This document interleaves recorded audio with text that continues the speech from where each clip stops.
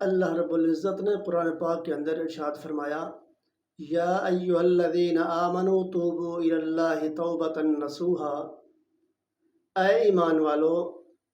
بار بار یہ اللہ مخاطب فرماتا ہے ایمان والوں کو، جہاں بھی آتا ہے یا ایھا الذین آمنوا، اے ایمان والو، تو اللہ رب العزت اس آیت کے اندر ارشاد فرماتا ہے کہ اے ایمان والو توبہ کرو، لیکن توبہ نصوح کرو۔ تو اس کا مطلب یہ ہے کہ مکمل توبہ، یعنی جو آپ کو دوبارہ یہ گناہ کرنے سے باز رکھے، وہ توبہ۔ اس کے بعد وہ گناہ نہیں کرے گا۔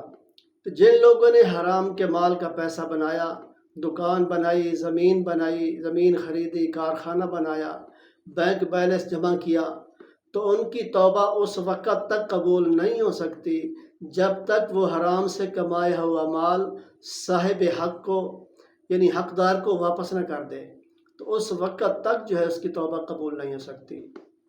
تو گناہ گار اللہ کو تو مانتے ہیں، تو کچھ خود جان کر گناہ کر جاتے ہیں اور کچھ لوگ بھولے سے گناہ کر جاتے ہیں۔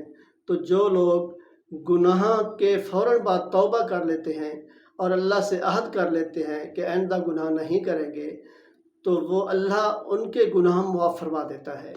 لیکن جو لوگ توبہ نہ کریں تو ان کی مغفرت اللہ سبحانہ و تقدس کی معیشت پر منحصر ہے، چاہے تو ان کو بخش دے، چاہے ان کو عذاب دے۔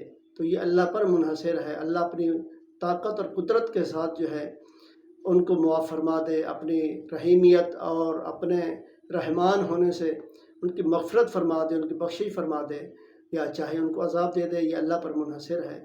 تو ہم کون ہوتے ہیں جو ہے کسی کو کہیں کہ آپ کی توبہ قبول نہیں ہوتی؟ ہاں، حقوق العباد جو ہے، یا کسی کا مال کھایا ہے، کسی کا مال غصب کیا ہے، جو پہلے قرآن پاک کے اندر کی آیت کے اندر جو ارشاد فرمایا گیا اللہ نے، تو اس کا مطلب یہ ہے کہ جو حقوق العباد ہے، اگر کسی کے مال کھایا ہے، کسی کی زمین ہڑپ کی ہے، تو جب تک وہ اس کو واپس نہیں کرے گا تو اس کی جو ہے بخشش نہیں ہوگی، اس کی توبہ قبول نہیں ہوگی۔ تو اللہ تعالیٰ سب کے سب محفوظ فرمائے اور صحیح معنی کے اندر توبۃ نصوح کرنے کی توفیق عطا فرمائے، آمین۔ وآخر دعوانا ان الحمد للہ رب العالمین۔